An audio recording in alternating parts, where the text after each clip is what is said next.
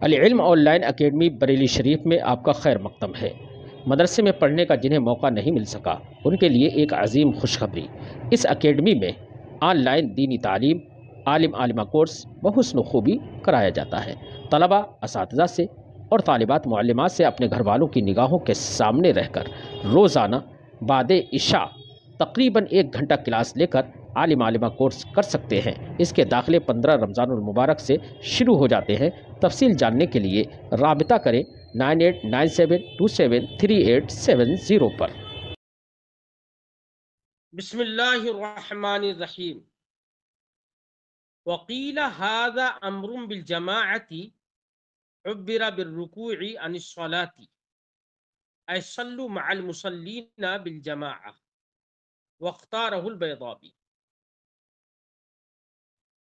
ما قبل میں جو آیت کریمہ تھی، اللہ تعالیٰ نے ارشاد فرمایا اقیموا الصلاة وآتوا الزکاة وارکعوا مع الراکعین، نماز قائم کرو اور زکوٰۃ دو، ورکعوا مع الراکعین، اور راکعین کے ساتھ رکوع کرو۔ قاضی بیضاوی علیہ رحمت والرضوان نے یہاں پر یہ فرمایا کہ رکوع جو ہے وہ نماز سے کنایا ہے، یعنی یہاں پر یہ تو کہا گیا ورکعوا مع الراکعین، یہاں پر مراد اس سے ہے صلو مع المصلین، یہ مراد ہے۔ اور تو نمازیوں کے ساتھ نماز پڑھنا اسی کا نام جماعت ہے، تو گویا کہ ورکعوا مع الراکعین سے وجوب جماعت کا ثبوت ہوتا ہے۔ صرف رکوع کرنا جھکنا مراد نہیں ہے اس سے، بلکہ قاضی بیضاوی نے اس کو اختیار کیا کہ یہاں پر جھکنے سے مراد، رکوع کرنے سے مراد ہے نماز پڑھنا۔ جماعت کی تعبیر یہاں پر نماز رکوع سے کر دی گئی ہے، تو مراد ہے صلو مع المصلین، اور نمازیوں کے ساتھ نماز پڑھنا یہی جماعت ہے، تو اس لیے یہاں پر جماعت کا ہی حکم ہے، اگرچہ اس کی تعبیر رکوع سے کر دی گئی ہے۔ یہ قاضی بیضاوی نے اختیار کیا ہے، اور علماء نے یہاں پر یہ بات کہی ہے۔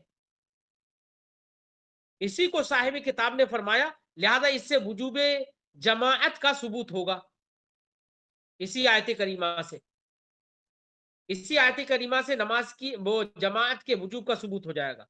فرماتے ہیں وقیلا، کہا گیا ہے ھذا امر بالجماعہ، یہ ورکعوا مع الراکعین، یہ جماعت کا حکم ہے۔ عبر بالرکوع، یہاں پر رکوع کے ذریعے سے تعبیر کی گئی ہے عن الصلاۃ، نماز کی، تو اصل معنی ہوگا صلو مع المصلین بالجماعہ، نمازیوں کے ساتھ، جماعت کے ساتھ نماز پڑھو، یہ معنی ہوگا۔ واختارہ البیضاوی، قاضی بیضاوی نے اسی کو اختیار کیا ہے، اسی کو مختار قرار دیا ہے، لہذا اس آیت کریمہ سے وجوب جماعت کا ثبوت ہوگا۔ ٹھیک ہے، اب یہ تفسیر قاضی بیضاوی نے جو تفسیر کی اور دیگر علماء نے جو یہ تفسیر کی اور اسی سے وجوب جماعت کا جو حکم مان لیا، اس پر احناف کے نزدیک اس تفسیر کی بنا پر احناف پر ایک اشکال ہوگا۔ احناف پر اشکال جو ہوگا اس کو صاحب کتاب پیش کر رہے ہیں، وَيُشْكِلُ الْأَمْرُ، معاملہ مشکل ہو جائے گا، حِينَئِذٍ، اس وقت، عَلَى مذہبنا، ہمارے مذہب پر، یعنی مذہب احناف پر اس وقت معاملہ مشکل ہو جائے گا۔ اشکال کیا ہوگا؟ اشکال یہ ہوگا، اشکال کو سمجھنے کے لیے میری بات کو دھیان سے سمجھیے۔ آپ نے مختلف کتابوں میں یہ بات پڑھی ہوگی کہ امر وجوب کے لیے آتا ہے، امر ندب کے لیے آتا ہے، امر اباحت کے لیے آتا ہے، یہ سب چیزیں پڑھی ہیں آپ نے۔ اور ہمارے نزدیک امر مطلق جو بغیر کسی قرینے کے ہو وہ وجوب ہی کے لیے ہوتا ہے۔ حقیقت ہمارے نزدیک وجوب کے لیے ہے، ہاں اگر کوئی قرینہ ہے تو اس کو ندب یا اباحت کی طرف پھیر دیا جاتا ہے۔ باقی اختلاف اصول فقہ میں آپ پڑھ چکے ہیں اور وہیں پر مطالعہ کریے۔ یہاں پر ہمیں یہ بتانا مقصد ہے کہ امر وجوب کے لیے آتا ہے یا اباحت کے لیے آتا ہے یا ندب کے لیے آتا ہے، یہی معانی کہ کتب کے اندر بیان کیے گئے ہیں۔ کسی کتاب میں آپ نے یہ نہیں پڑھا ہوگا کہ امر سنت، یہ سنیت کے لیے آتا ہے، امر سنت کو بتاتا ہے، یہ کہیں پر آپ نے نہیں پڑھا ہوگا، ٹھیک ہے۔ اب یہ جب آپ نے بات میری سمجھ لی تو اب یہاں پر یہ بات سمجھیے کہ بزرگوں نے، علماء نے اس آیت کریمہ سے وجوب جماعت کا قول کیا کہ اس آیت کریمہ میں جماعت کا حکم دیا گیا ہے اور امر وجوب کے لیے ہے، تو اس کا مطلب یہ ہے کہ جماعت واجب ہے۔ تو جو فقہا جماعت کو واجب قرار دیتے ہیں نماز پنجگانہ میں، ان کے نزدیک تو اس تفسیر پر کوئی اشکال نہیں، لیکن ہمارے مذہب حنفی میں نماز پنجگانہ کی جو جماعت ہے وہ جماعت سنت مؤکدہ ہے، سنت مؤکدہ ہے جماعت۔ جب سنت مؤکدہ ہے اور امر سنت کے لیے آتا نہیں ہے تو پھر یہاں پر تفسیر کی بنا پر یہ لازم آ رہا ہے کہ جماعت واجب ہو، اور ہم سنت مؤکدہ کے قائل، احناف سنت مؤکدہ کے قائل ہے، تو احناف جماعت کے سنت مؤکدہ کا ثبوت کس سے کریں گے؟ یہ آیت کریمہ تو احناف کے لیے دلیل نہیں بن پائے گی پھر اس تفسیر کی بنا پر، یہ اشکال ہوگا۔ تو اس کا جواب صاحب تفسیر نے اس کے 3 جواب دیے ہیں۔ 3 جوابوں میں سے ایک جواب کا خلاصہ یہ ہے، ایک جواب یہ ہے کہ سنت مؤکدہ بھی واجب کے قریب ہے، اس لیے ہماری بہت ساری کتابوں میں جماعت کو واجب ہی سے تعبیر کر دیا گیا ہے۔ تو اب سنت مؤکدہ بھی جب واجب سے قریب ہے تو اب ایسی صورت میں یہاں پر امر وجوب کے لیے ہے، تو اب ایسی صورت میں جو واجب کے قریب ہو اس کا بھی ثبوت اسی سے ہی ہو جائے گا۔ ایک تو جواب یہ دیا ہے اور ایک جواب یہ ہے کہ امر ندب کے لیے بھی ہوتا ہے، جیسے کہ آپ نے پڑھا ہے، اور ندب یہ سنت سے نچلے درجے کا ہوتا ہے، لہذا جس حکم سے ندب سمجھ میں آئے گا تو ندب اپنے ما فوق کی نفی نہیں کرے گا، وہ امر اپنے ما فوق کی نفی نہیں کرے گا۔ لہذا جب یہاں پر ورکعوا مع الراکعین میں یہاں پر امر ندب کے لیے ہم مان لیں تو اب ایسی صورت میں ندب جو اس کا ما فوق جو اس سے بڑھ کر ہے سنت، اس کی نفی ہوگی نہیں، لہذا جب ندب کا ثبوت ہوگا تو جو سنت ہے اس کا ثبوت بدرجہ اتم ہو جائے گا۔ یہ دوسرا جواب دیا گیا ہے۔ ایک تیسرا بھی جواب دیا گیا ہے، لیکن تیسرا جواب سننے کے لیے اس سے پہلے تھوڑا سا ترجمہ کرتے ہیں۔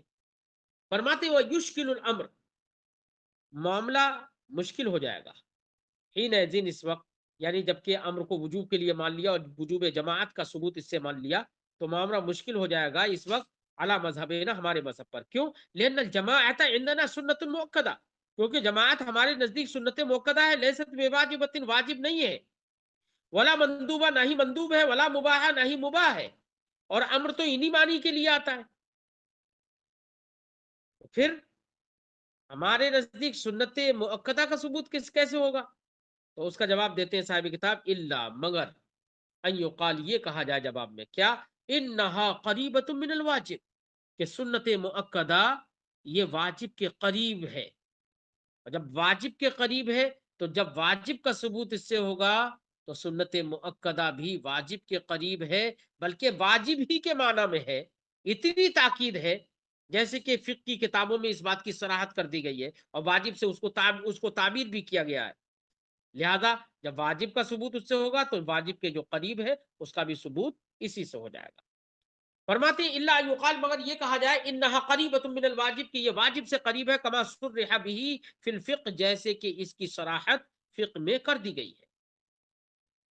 اور یقال، یا دوسرا جواب، یا یہ کہا جائے کہ الندب لا يدل على نفی ما فوقہ، کہ امر ندب کے لیے مان لیا جائے تو جب ندب کے لیے مانا جائے گا تو ندب سے بڑھ کر ہے سنت، لہذا ندب اپنے مافوق اور اپنے سے بڑھ کر جو ہے اس کی نفی نہیں کرے گا، لہذا جب ندب کا ثبوت اس سے ہوگا تو سنت کا بھی ثبوت اسی سے ہو جائے گا۔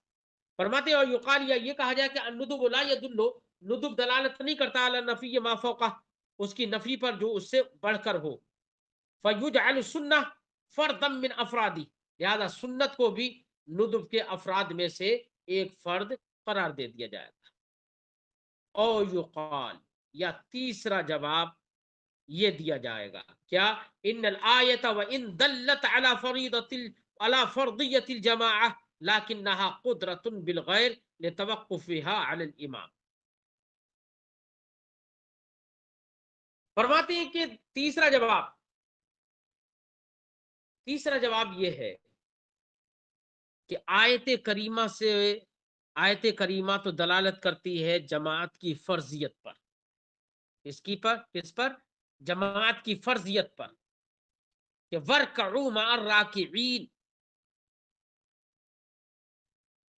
یہ جماعت کی فرضیت پر دلالت کرتی ہے، ہم یہ مانتے ہیں، لیکن پھر جماعت کو ہم فرض قرار کیوں نہیں دیتے؟ اس کی وجہ کیا ہے؟ تو اس کی وجہ یہ ہے کیونکہ جماعت صرف ایک آدمی سے جماعت کا تحقق نہیں ہوتا ہے، جماعت کے تحقق کے لیے ضروری ہے کہ اگر کوئی نماز پڑھانے والا ہو تو مقتدی بھی ہو ساتھ میں، مقتدی نماز پڑھنے والا ہو تو امام بھی ہو ساتھ میں، مقتدی اس امام کی اقتداء کی نیت بھی کرے، اس کا نام جماعت ہے۔ تو جماعت کا تحقق یہ محتاج ہے مقتدی کا بھی اور امام کا بھی اور مقتدی کی اقتداء کی نیت کرنے کا بھی۔ تو جماعت کے تحقق کے لیے ان سب کی ضرورت پڑے گی، تنے تنہا کوئی جماعت نہیں کر سکتا، جب تنے تنہا جماعت نہیں کر سکتا تو اب یہاں پر جماعت پر تنے تنہا قدرت بھی نہیں مانی جا سکتی کہ تنے تنہا جماعت کرنے پر قادر ہے، بلکہ یہاں پر قدرت غیر کے وجہ سے آ رہی ہے، غیر کی وجہ سے قدرت مع الغیر ہے یہاں پر، کیونکہ جماعت ان ساری چیزوں پر موقوف ہے جو ہم نے بتائی۔ تو جب قدرت مع الغیر ہے تو اب ایسی صورت میں اگر نماز کو وہ جماعت کو اگر فرض قرار دے دیا جائے اور بندہ اس جماعت کے کرنے کا مکلف قرار دے دیا جائے تو بندہ حرج میں مبتلا ہو جائے گا، کیونکہ یہاں تو جماعت کا تحقق دوسرے کے بغیر ہو ہی نہیں رہا ہے اور اس پر ہے فرض جماعت، تو اب ایسی صورت میں حرج میں مبتلا ہو جائے گا کہ وہ جماعت کیسے کرے گا؟ کہیں پر ایسا بھی ہوگا کہ اکیلا ہی ہو تو جماعت کیسے کرے گا؟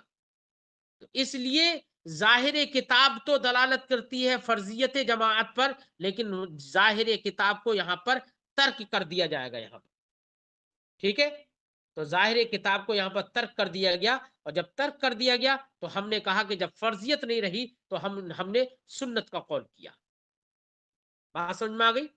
فرماتے ہیں اور یقال، یہ کہا جائے ان الآیت و ان دلت علی فرضیت الجماعہ، آیت نے اگرچہ جماعت کی فرضیت پر دلالت کی لیکنہا قدرۃ بالغیر، لیکن جماعت یہ قدرت بالغیر ہے، لتوقفها علی الامام، کیونکہ جماعت کا توقف ہے امام پر، والمقتدی اور مقتدی پر، والقدرت بالغیر، اور قدرت بالغیر جو ہوتی ہے لا یکلف بها المرء، اس کا انسان مکلف نہیں ہوتا ہے، کیونکہ وہ دوسرے کا وہاں پر احتیاج رہتی ہے، بندہ اس کا مکلف نہیں ہوتا، فطور کا بھی ظاہر الکتاب، تو اس وجہ سے اس حرج کی وجہ سے ظاہر کتاب کو ترک کر دیا گیا، اور فرضیت جماعت جو ظاہر کتاب سے سمجھ میں آ رہی تھی اس فرضیت جماعت کا قول نہیں کیا۔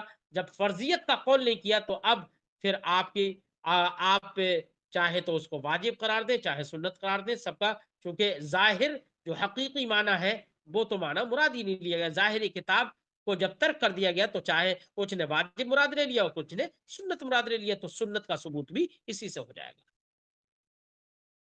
لیکن یہ جواب تو دے دیا کہ ظاہر کتاب کو ترک کر دیا گیا، لیکن اس بات کو لے کر ایک اعتراض ہو جائے گا، کیا جمعے کی نماز میں تو جماعت فرض ہے، اب جمعے کی نماز میں جماعت فرض ہے اور آپ نے کہا کہ ظاہر کتاب کو یہاں پر ترک کر دیا گیا، کیوں؟ اس لیے کہ یہاں پر توقف مع الغیر ہے، توقف علی الغیر ہے، قدرت مع الغیر ہے، یہاں پر قدرت مع الغیر جہاں پر ہوتی ہے اس قدرت مع الغیر کا اعتبار نہیں ہوتا ہے، اور اس کے ذریعے سے بندہ مکلف نہیں ہوتا ہے، آپ نے تو یہی کہا تھا۔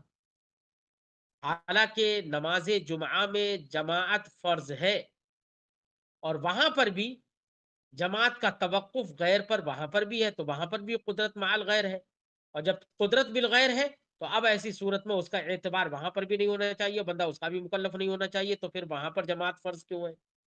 پھر یہ اعتراض ہو جائے گا۔ اعتراض سمجھ میں آ گیا ہوگا؟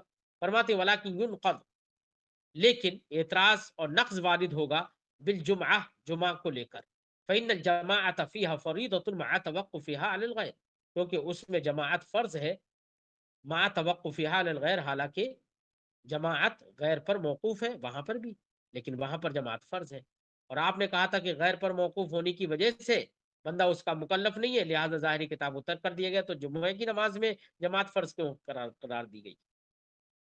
یہ اعتراض کیا گیا، تو اس کا جواب دیا گیا وَأُجِيبَ بِأَنَّ انعقاد الجمعة بعد وجود الجماعة۔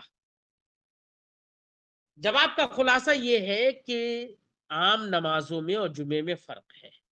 عام نماز بغیر جماعت کے بھی اگر ادا کرے گا تو ادا ہوگی، نماز کا وجود ہو جائے گا، لیکن جمعہ بغیر جماعت کے تو ہوتا ہی نہیں ہے، وہاں پر تو جماعت کے بغیر جمعہ ہی نہیں ہوتا، بلکہ جمعہ یہ جمع سے ہی تو ماخوذ ہے، تو وہاں پر تو جماعت جمعے کے مفہوم ہی میں داخل ہے، اس لیے وہاں پر جماعت کو فرض قرار دیا گیا ہے۔ فرماتے ہیں وہ اجیبا، جواب دیا گیا بے انعقاد الجمعہ، کہ جمعے کا انعقاد بعد وجود الجماعہ، وجود جماعت کے بعد ہی ہوتا ہے، اس لیے وہاں پر جماعت کو فرض قرار دیا گیا۔ وحینئذ لا قدرت بالغیر، تو جب جماعت کے وجود کے بعد ہی جمعے کا انعقاد ہوتا ہے، جماعت گویا کہ جمعے کے مفہوم ہی میں داخل ہے، تو وہاں پر قدرت بالغیر نہیں رہی، کیونکہ وہاں پر تو قدرت یہی ہے کہ جماعت ہو، جمعہ ہو، اور جمعہ کا تحقق تبھی ہوگا جب جماعت ہو، ٹھیک ہے؟ تو سیدھے سیدھے یہ کہہ لو کہ وہاں تو جمعے کے مفہوم ہی میں جماعت داخل ہے، اس لیے وہاں پر جماعت فرض ہے۔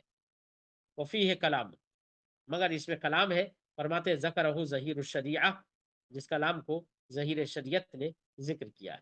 کلام کچھ نہیں ہے، کلام صرف یہی ہے کہ وہاں پر بھی جماعت کے لیے چند لوگوں کی ضرورت پڑتی ہے، تو چند لوگوں کی جب ضرورت پڑتی ہے تو قدرت بالغیر نہ رہی، یہ کہنا کیسے صحیح ہوگا؟ قدرت بالغیر تو وہاں پر بھی ہے، تو اس لیے صحیح جواب وہی رہے گا کہ آپ یہ کہیں کہ جمعے کے مفہوم ہی میں جماعت داخل ہے، کہ جماعت کے بغیر جمعے کا تحقق ہی نہیں ہوگا، وجود ہی نہیں ہوگا، اس لیے وہاں پر جماعت فرض ہے۔ وقال الامام الزاہد قیل انہم کانوا یصلون فرادا فامروا بان یصلوا مع المؤمنین بالجماعہ۔ امام زاہد نے یہاں پر ایک بات یہ کہی کہ یہ کہا گیا ہے اس آیت کریمہ کی شان نزول میں کیا، کہ لوگ تن تنہا نماز پڑھتے تھے، یا یہ کہ اہل کتاب تن تنہا نماز پڑھتے تھے، تو ان کو حکم دیا گیا کہ وہ نمازیوں کے ساتھ، مومنین کے ساتھ، جماعت کے ساتھ نماز پڑھیں، ٹھیک ہے؟ تو مومنین کے ساتھ، جماعت کے ساتھ نماز پڑھیں، اس بات کا حکم دیا گیا انہیں، تنے تنہا پڑھنے والے نماز تنے تنہا پڑھنے والے لوگوں کو حکم دیا گیا کہ مومنین کے ساتھ، جماعت کے ساتھ نماز پڑھیں، تو لہذا امر بالجماعت سمجھ میں آیا، اس سے معلوم ہوا کہ آیت کریمہ نے وجوب جماعت پر دلالت کی۔ فرماتے امام زاہد نے کہا قیلا، کہا گیا ہے کہ انہم کانوا یصلون فرادا، کہ لوگ اکیلے اکیلے نماز پڑھتے تھے، وَأُمِرُوا، تو ان کو حکم دیا گیا بِأَن يُصَلُّوا مَعَ الْمُؤْمِنِينَ بِالْجَمَاعَةِ، کہ وہ مومنین کے ساتھ، جماعت کے ساتھ، جماعت میں نماز پڑھے۔ فَدَلَّتِ الْآيَةُ عَلَى وُجُوبِ الْجَمَاعَةِ، تو اس آیت کریمہ نے وجوب جماعت پر دلالت کی، حیث قال مع الراکعین، کیونکہ آیت کریمہ میں اللہ نے یہ فرمایا مع الراکعین، راکعین کے ساتھ، تو یہاں پر جمعیت کا معنی سمجھ میں آیا، دون کر راکعین، یہ نہیں کہا کر راکعین، ورکعو مع الراکعین کہا ہے، یہ نہیں کہا ورکعو کر راکعین، نماز پڑھنے والوں کی طرح نماز پڑھو یہ نہیں کہا ہے، بلکہ کہا ہے نماز پڑھنے والوں کے ساتھ نماز پڑھو، تو اس سے جماعت کا وجوب سمجھ میں آتا ہے۔ بالکل، وہ مسلہ قولہ تعالیٰ، اسی کی مثل ہے اللہ کا فرمان، مسلہ، بلکہ بہتر یہ ہے کہ اس کو پڑھو وہ مثلہ قولہ تعالیٰ، اور اسی کے مثل ہے اللہ تعالیٰ کا یہ فرمان، کیا؟ تقلبک فی الساجدین، یعنی ہم نمازیوں میں تمہارا منقلب ہونا اور پلٹنا ہم دیکھ رہے ہیں، تمہارے حرکات اور انتقالات ہم دیکھ رہے ہیں۔ تو اب یہاں پر ساجدین میں، تو اس کا مطلب یہ ہے کہ نماز پڑھنے والوں کے اندر آپ نماز پڑھ رہے ہیں، تو یہ مع الساجدین ہی کے معنی میں ہے نا؟ تو یہاں پر کالساجدین نہیں کہا، بلکہ فی الساجدین کہا، تو یہ بھی جمعیت پر دلالت کر رہا ہے۔ فرماتے فالجماعت فی الصلوات الخمس واجبۃ بہذہ الآیہ، تو پانچوں نمازوں میں اس آیت کریمہ کی بنا پر جماعت واجب ہے۔ وفی الجمعہ فریضۃ، اور جمعہ کے اندر فرض ہے، بقولی تعالیٰ، اللہ کے دوسرے فرمان کی وجہ سے، کیا؟ وَإِذَا نُودِيَ لِلصَّلَاةِ مِن يَوْمِ الْجُمْعَةِ، اس آیت کریمہ سے جمعے کے اندر فرضیت ہے۔ اب خلاصے گفتگو یہ نکلا کہ اس تفسیر کی بنا پر جو یہ تفسیر کی گئی، تو اس بنا پر تو پانچوں نمازوں میں جماعت کا وجوب سمجھ میں آئے گا، لیکن رہی جمعہ، تو جمعے میں فرض کیوں ہے؟ مسئلہ یہ ہے کہ جو پہلے کہا گیا نا کہ قدرت بالغیر جہاں پر ہوتی ہے تو وہ معتبر نہیں ہوتی ہے اور بندہ اس کا مکلف نہیں ہوتا ہے، لہذا جماعت فرض نہیں ہوگی اور ظاہر کتاب کو ترک کر دیا گیا، یہ تو کہا گیا تھا نا۔ تو اس بات پر، اس جواب پر اعتراض پڑ گیا تھا فوراً جمعے کی نماز کی جماعت سے کہ جمعے کی نماز کی جماعت تو فرض ہے، حالانکہ وہاں پر بھی قدرت مع الغیر ہے، قدرت بالغیر ہے۔ تو اس کا ایک جواب تو یہی دے دیا گیا کہ قدرت بالغیر وہاں پر نہیں ہے، بلکہ وہاں پر تو وجود جماعت کے بعد ہی جمعے کا انعقاد ہو رہا ہے، تو جمعے کے مفہوم ہی میں جماعت کا مفہوم داخل ہے۔ ایک تو جواب وہ دے دیا گیا۔ ایک جواب یہ ہو جائے گا کیا کہ 5 وقت کی نمازوں کی جماعت کا وجوب، یعنی ظاہر کتاب جو کہ فرضیت کو بتا رہی ہے وہ تو متروک ہے، کیونکہ قدرت بالغیر کا اعتبار نہیں ہوتا اور بندہ اس کا مکلف نہیں ہوتا ہے، اس لیے پانچوں نمازوں میں جماعت کی فرضیت تو متروک ہوگی۔ اب رہی جب فرضیت متروک ہو گئی تو بعض علماء نے واجب کہا اور بعض نے سنت کہا، تو اسی آیت کریمہ سے یہ سب ثبوت ہو جائے گا۔ تو پانچوں نمازوں میں وجوب جماعت یا سنت جماعت کا ثبوت ہو جائے گا۔ اب رہا یہ اعتراض کہ جمعے کی نماز میں پھر فرضیت کیسے رہی، جب آپ نے کہا کہ ظاہر کتاب کو ترک کر دیا گیا، تو جمعے کی نماز میں جماعت کی فرضیت کیسے رہی؟ تو اس کا جواب دے رہے ہیں کہ جمعے کی نماز میں جو جماعت کی فرضیت ہے وہ اس آیت کریمہ کی بنا پر نہیں، بلکہ اس بنا پر ہے کہ اللہ تعالیٰ نے جمعے کا اہتمام کرنے کے لیے بالخصوص جمعے کے لیے ایک الگ سے آیت کریمہ نازل فرمائی، اس کی بنا پر جمعے کے اندر جماعت کی فرضیت ثابت ہوگی۔ کہتے ہیں وفی الجمعہ، جمعہ کے اندر فریضۃ، جماعت فرض ہے، بقولہ تعالیٰ، اللہ کے اس فرمان کی وجہ سے، کیا؟ اذا نودی للصلاۃ من یوم الجمعہ، کہ جب جمعے کے دن تمہیں ندا کی جائے، فذروا البیع، تو بیع کو چھوڑ دو، کہ اذا نودی للصلاۃ من یوم الجمعہ فاسعوا الی ذکر اللہ، تو جب جمعے کے دن ندا کی جائے، اذان کہی جائے، تو اللہ کے ذکر کے لیے دوڑ پڑو، یعنی نماز جمعہ ادا کرنے کے لیے نکل پڑو۔ وذر البیع، اور بیع کو چھوڑ دو، تو وہاں پر ساری چیزوں کو چھوڑنے کا حکم دیا گیا، نماز جمعہ کی طرف جمعیت کے ساتھ کیا گیا، فسعوا، جمعے کے یعنی صیغہ جمع کے ساتھ، کہ فسعوا الی ذکر اللہ، اللہ کے ذکر کے لیے دوڑ پڑو، سب کو حکم دیا جا رہا ہے۔ تو اسی سے صیغہ جمع سے جماعت کی فرضیت کا وہ ثبوت ہو جائے گا۔ فرماتے ہیں ھذا ما ینافی وعلیک بالتأمل، ھذا ما فیہ، خیر صاحب کتاب نے کہا کہ اذا نودی للصلاۃ من یوم الجمعہ سے جمعہ کی نماز کی جماعت کی فرضیت معلوم ہوتی ہے، صاحب کتاب پھر آگے فرماتے ہیں، بہرحال وہ دوسرے کا قول ذکر کیا، صاحب کتاب فرماتے ہیں ہذا ما فی ہے، یہ جو کہا گیا ہے نا کہ نماز جمعہ کی جماعت کی فرضیت اس قول سے ثابت ہوتی ہے، اس میں وہ ہے جو ہے، یعنی اس میں شبہات ہیں۔ وعلیک بالتأمل، اے پڑھنے والو تم پر ضروری ہے کہ تم غور و خوض کرو اور جلد بازی نہ کرو، کیوں؟ لیظہر الفرق، تاکہ فرق ظاہر ہو جائے۔ صحیح جواب وہی رہے گا، کیا؟ کہ جمعہ کی نماز کی جماعت فرض اس لیے ہے کہ جمعہ کے کا تحقق اور وجود ہی بغیر جماعت کے نہیں ہوتا، گویا کہ جماعت جمعے کی نماز کے لیے رکن کے درجے میں ہو گئی، اس لیے وہاں پر جماعت فرض ہے۔ باقی اس آیت کریمہ میں جو علماء نے یہ فرمایا وَرْكَعُوا فَاسْعُوا إِلَىٰ ذِكْرِ اللَّهِ، اس سے جماعت کو فرض قرار دیا۔ کس چیز سے جماعت کو فرض قرار دیا؟ سعی کے لیے کہا گیا ہے، نہ کہ یہ کہا گیا کہ جماعت میں جماعت کر لو۔ اس لیے صاحب کتاب نے فرمایا اس میں اشکال ہے، وَعَلَيْكَ بِالتَّأَمُّلِ، اور تمہیں غور کرنا چاہیے، لِيَظْهَرَ الْفَرْقُ، تاکہ فرق ظاہر ہو جائے۔ اور فرق ہم نے پہلے بتا چکا،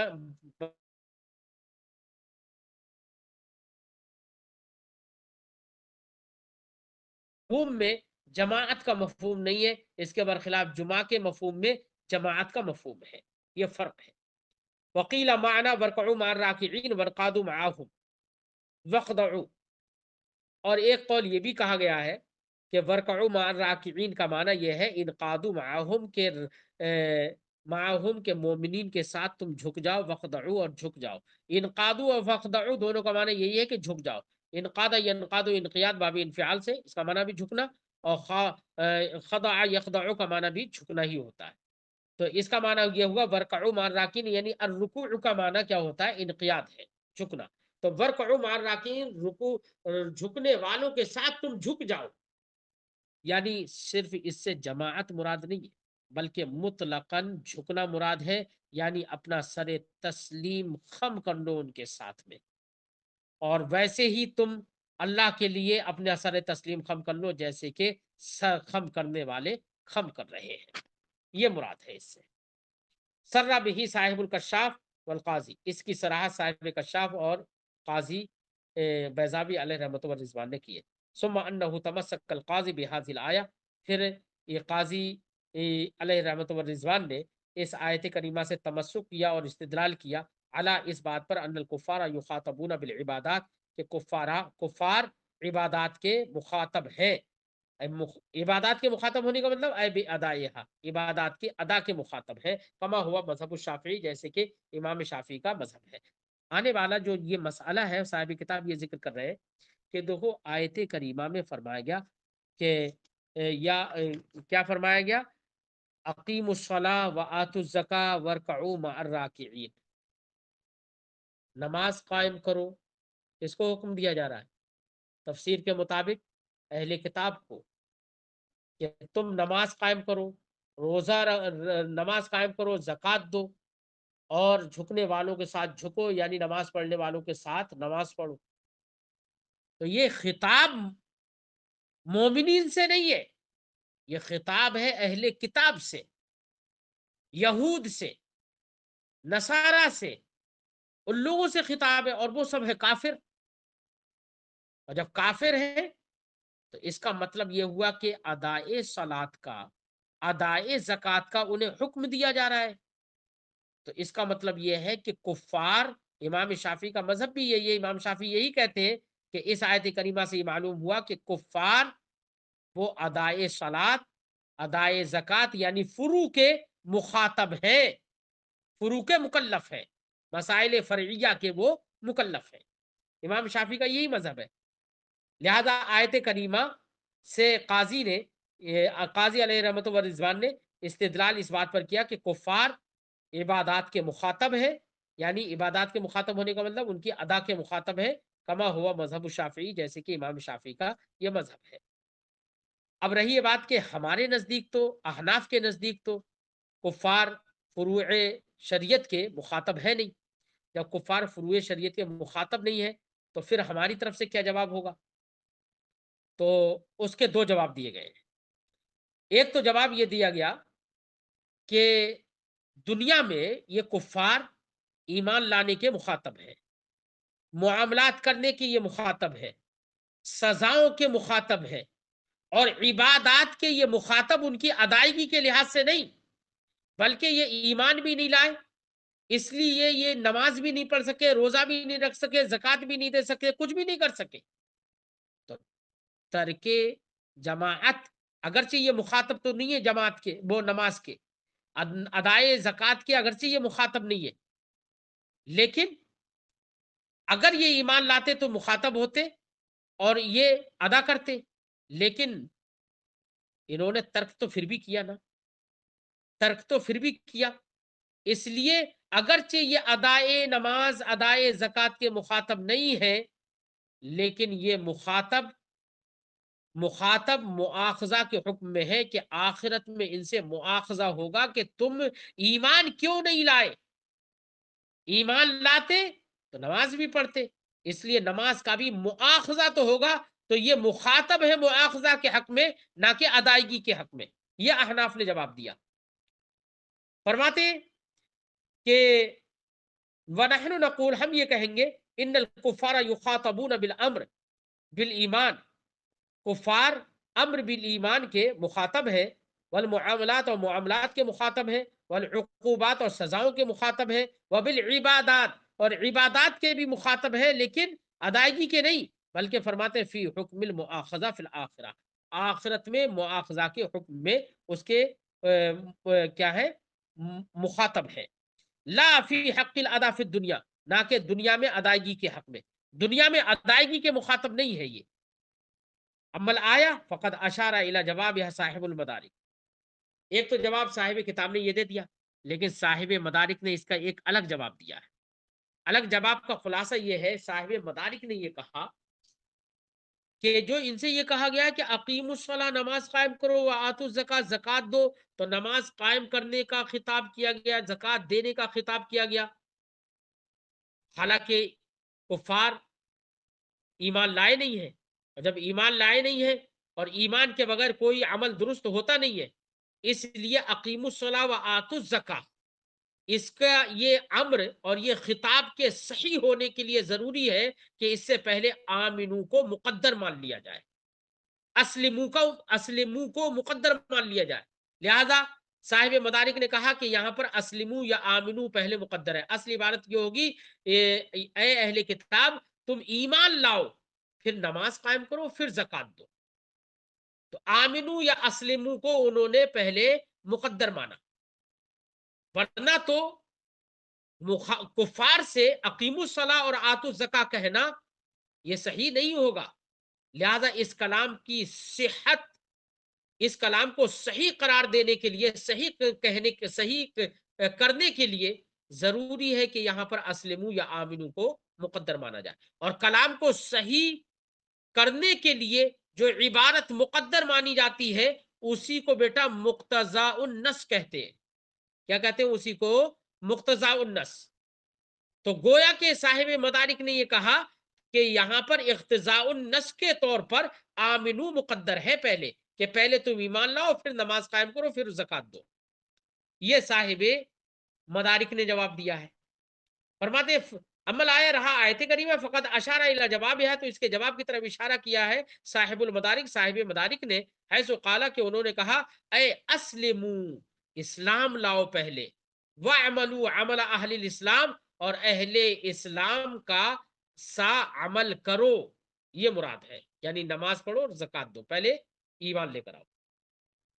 اب اس پر ایک اعتراض ہو سکتا ہے کہ انہوں نے اقتضاء النص کے طور پر آمنو کو مقدر مانا، اور یاد رہے کہ یہاں پر نماز پڑھنے کا حکم صراحتاً دیا جا رہا ہے، اور زکوٰۃ دینے کا حکم صراحتاً دیا جا رہا ہے، اور صاحب مدارک کے قول کے مطابق ایمان کا حکم اقتضاءً ہوگا، اور جس چیز کا ثبوت اقتضاءً ہوتا ہے وہ تبعاً مانی جاتی ہے، وہ तबअन मानी जाती है, असलन नहीं, असलन करार नहीं दी जाती है। हालांकि ईमान असल है और नमाज, ज़कात ये सब के सब ये उसकी फरा है, ये ताबे हैं।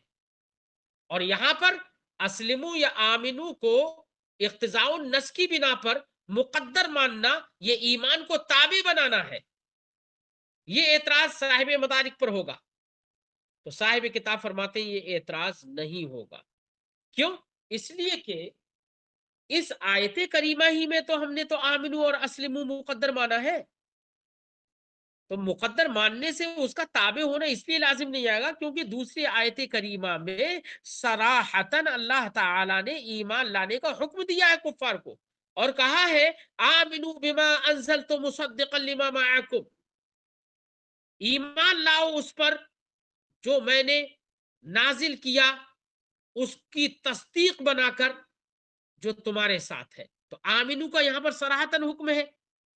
तो हमने अगरचे उस आयत करीमा में सेहत कलाम के लिए ईमान को अगरचे मुकद्दर माना, लेकिन मुकद्दर मानने से वहां पर ताबे बनाना लाजिम नहीं आएगा क्योंकि दूसरी आयत करीमा में सराहतन असलन ईमान का जिक्र है।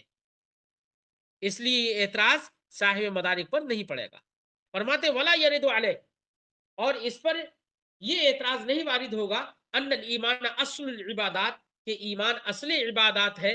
फकैफा युजअलु मुक्तजा, तो कैसे उसको मुक्तजाउन नस करार दिया जा सकता है, तब अल्लाह इबादात के का ताबे बनाकर। क्यों? लेअन्नल ईमान मज़कूर, ये एतराज क्यों वारिद नहीं होगा? लेअन्नल ईमान मज़कूर सरीहन, क्योंकि ईमान सराहतन मज़कूर है फी कौलिही ताला, अल्लाह के इस फरमान में क्या, व आमिनू बिमा अंज़लतु मुसद्दिक़न लिमा मअकुम, इसमें आमिनू सराहतन मज़कूर है। इसलिए ईमान को ताबे बनाना और ईमान को मुक्तज़ा नस के तौर पर हमने मुकद्दर माना, तो इसकी बिना पर ईमान को ताबे बनाना लाजिम नहीं आएगा, बल्कि ईमान तो असली ही रहेगा क्योंकि उसका जिक्र दूसरी आयत करीमा में सराहतन मौजूद है।